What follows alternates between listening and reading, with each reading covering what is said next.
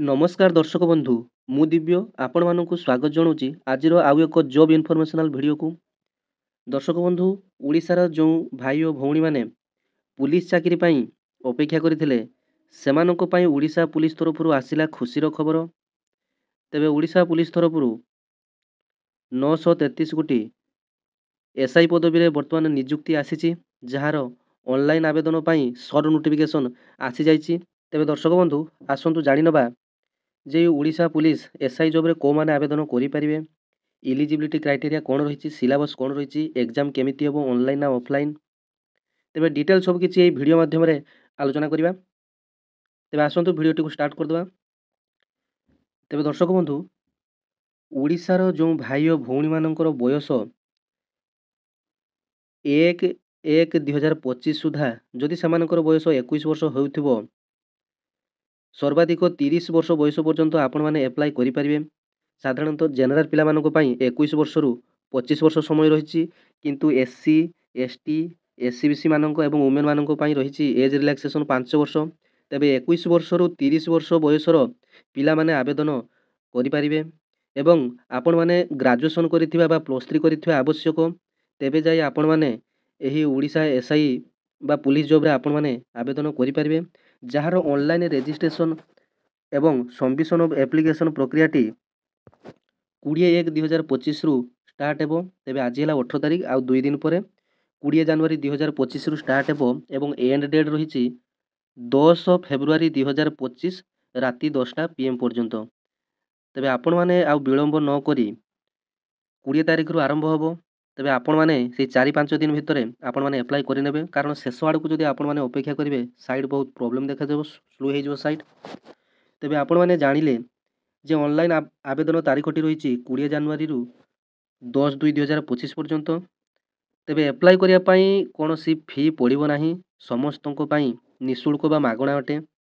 तेबे ऑनलाइन आवेदन एथिरे करा जिवो www.odishapolice.gov.in साइट को आपण माने जाई देखंतु एट जो www.odishapolice.gov.in एई साइट को जाई आपण माने आवेदन करिवे निजर मोबाइल रे गूगल किबा क्रोम रे। तेबे जेतेबेले एप्लाई रो प्रोसेस टी आरंभ होबो सेतेबेले आपण मानक पई एप्लाई रो अन्य एक वीडियो टी नै आसीबी। तेबे दर्शक बंधु ओडिशा पुलिस रे जो एसआई जॉब टी आसीची तेबे सेटा गोटे स्टेट गवर्नमेंट रो ग्रुप बी पदवी वर्तमान हाई स्कूल रे जेमिति आपण माने सैलरी पाउचंती तेबे सेमिति भाबरे यार मध्ये बेसिक पे 35,000 रु आरंभ होबो। तेबे आपण मानकर डीएफएमसी आपण माने राउंड फिगर जानिचंती 50,000 ऊपर पाइबे। तेबे आसंतु यार सिलेबस कोन केमिति कोन सिलेक्शन क्राइटेरिया रहिबो डिटेल्स आलोचना करनबा। तेबे दर्शक बंधु 933 टी पदवी रे वर्तमान नियुक्ति आसीची। तेबे 933 रो 3 गुणा पिलांकु फिजिकल पई निया जिवो। तेबे देखंतु एजुकेशनल क्वालिफिकेशन कथा जदि हमें देखिबा the candidate must pass bachelors degree माने से जे कोनोसी डिग्री कोर्स करथिबा आवश्यक, अत्यंत से +3 करथिबा आवश्यक। तापर जनरल एलिजिबिलिटी क्राइटेरिया कहिले be a citizen of India. तेबे एगुडा को आपण मानकर दरकार नाही। तेबे सर्टिफिकेट आपण मानकर अप्लाई करिया पई कोन कोन सर्टिफिकेट दरकार देखंतु आपण मानकर निश्चित भाबरे रिजर्वेशन पाइया पई हेले आपण मानकु जो माने एससी एसटी एससीबीसी अछंती तेबे से माने समस्ते निजर कास्ट सर्टिफिकेट टी को वैलिड सर्टिफिकेट टी को काढी रखंतु किबा जो माने काढी रखिचंती सेमान को भलो। तेबे कास्ट सर्टिफिकेट गुटे आवश्यक। तेबे एथिरे पीएच माने अप्लाई करि परिबे नाही। पर्सन विथ डिसेबिलिटी आपण माने जानिचंती पुलिस चाकरी माने सब किछि आपण मानकर दक्ष थिबा आवश्यक। तेबे फिजिकली हैंडिकैप माने एथिरे आवेदन करि परिबे नाही। 10म श्रेणी सर्टिफिकेट आवश्यक। पास सर्टिफिकेट ऑफ डिग्री एग्जामिनेशन आपण मानकर +3 सर्टिफिकेट मध्ये आवश्यक। एक्स सर्विसमैन मानक पई डिस्चार्ज सर्टिफिकेट आवश्यक, तांकर आइडेंटिटी कार्ड मध्ये आवश्यक। स्पोर्ट्स पर्सन मानक पई तांकर जो आइडेंटिटी कार्ड एवं स्पोर्ट्स पर्सन रो जो तांकर डायरेक्टर पाखरु जो सर्टिफिकेट आनी थिबे तेबे स्पोर्ट्समैन मानक पई तांकर सर्टिफिकेट आवश्यक। एनसीसी जो माने अछंती एनसीसी सर्टिफिकेट मध्ये देई परिबे। तेबे एनसीसी सर्टिफिकेट रो वैल्यू आपण माने जानिचंती जे कोनोसी पुलिस जॉब रे किबा तेबे एबे आसंतु यार एग्जाम पैटर्न ऊपर को जिबा जे केते कोन क्वेश्चन आसीबो केमिति कोन आसीबो क्वेश्चन सिलेबस कोन डिटेल्स आलोचना करिबा। देखंतु एथिरे दुईटी पेपर रे एग्जाम हबो एवं गुटिए दिन आपण मानकर दुईटी पेपर एग्जाम हबो। तेबे देखंतु एटा मल्टी शिफ्टिंग मध्ये होई पारे किबा गुटिए सिटिंग रे मध्ये होई पारे।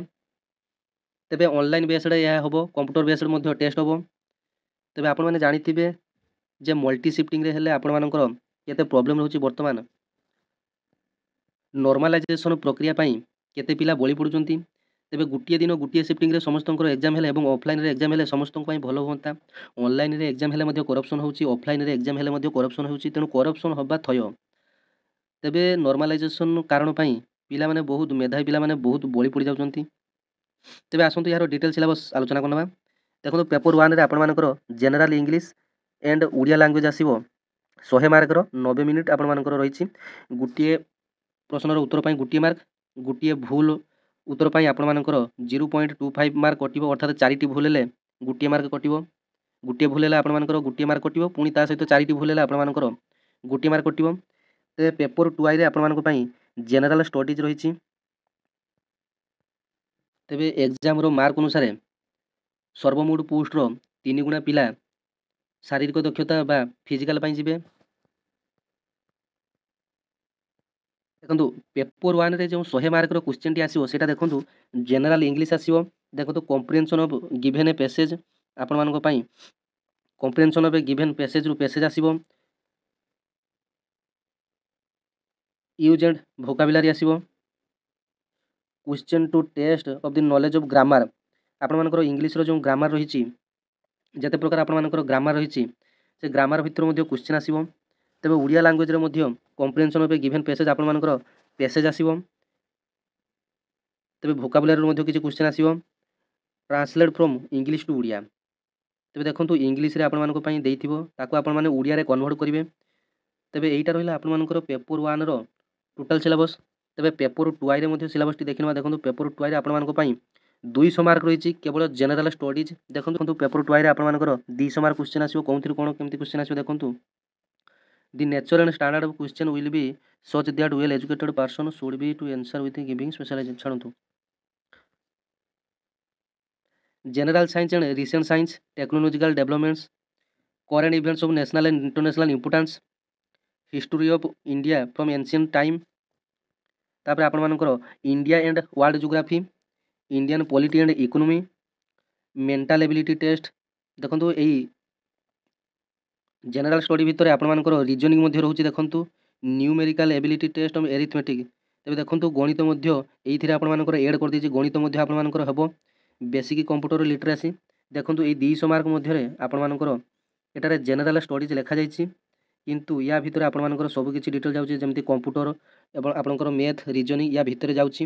ତେବେ ଫିଜିକାଲ୍ କଥା ଯଦି ଦେଖିବା, ହାଇଟ୍ ଆପଣମାନଙ୍କର ଜେନେରାଲ୍ ଏସିବିସି ମାନଙ୍କ ପାଇଁ 168 ସେଣ୍ଟିମିଟର, ୱେଟ୍ ଆପଣମାନଙ୍କର 55 କେଜି ଦରକାର। ଚେଷ୍ଟ ହେଲା ଅନଏକ୍ସପେଣ୍ଡେଡ଼ରେ 79 ସେଣ୍ଟିମିଟର, ଏକ୍ସପେଣ୍ଡେଡ଼ରେ 84 ସେଣ୍ଟିମିଟର। ତେବେ ଜେନେରାଲ୍ ଏସିବିସି ୱୁମେନ୍ ମାନଙ୍କ ପାଇଁ ରହିଛି 55 cm ଏବଂ ଓଜନ ରହିଛି 47.5 କେଜି ଏବଂ ଚେଷ୍ଟ ଆବଶ୍ୟକ ନାହିଁ। ତେବେ ଦେଖନ୍ତୁ SC ST ମେନ୍ ମାନଙ୍କ ପାଇଁ ରହିଛି ହାଇଟ୍ ରହିଛି 163 ସେଣ୍ଟିମିଟର, ୱେଟ୍ ରହିଛି 50 କେଜି। SC ST ୱୁମେନ୍ ମାନଙ୍କ ପାଇଁ ରହିଛି 150 ସେଣ୍ଟିମିଟର ଏବଂ ୱେଟ୍ ରହିଛି 45 କେଜି। ତାପରେ ଦେଖନ୍ତୁ ଫିଜିକାଲ୍ ଏଫିସିଏନ୍ସି ଟେଷ୍ଟ, ଯେଉଁଟା କେବଳ କ୍ୱାଲିଫାଇଂ ରହିଛି 1600 ମିଟର 8 ମିନିଟ୍ ଭିତରେ। ଅଲ୍ କ୍ୟାଟାଗୋରି ମାନଙ୍କ ପାଇଁ SC ST ଏବଂ ୱୁମେନ୍ ମାନଙ୍କ ପାଇଁ ରହିଛି 1600କୁ 10 ମିନିଟ୍ ମଧ୍ୟରେ କମ୍ପ୍ଲିଟ୍ କରିବେ।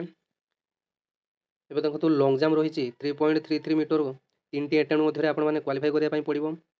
ୱୁମେନ୍ ମାନଙ୍କ ପାଇଁ ରହିଛି 2.77 ମିଟର 3ଟି ଆଟେମ୍ପ୍ଟ ମଧ୍ୟରେ ଆପଣମାନଙ୍କୁ କ୍ୱାଲିଫାଇ କରିବା ପାଇଁ ପଡ଼ିବ।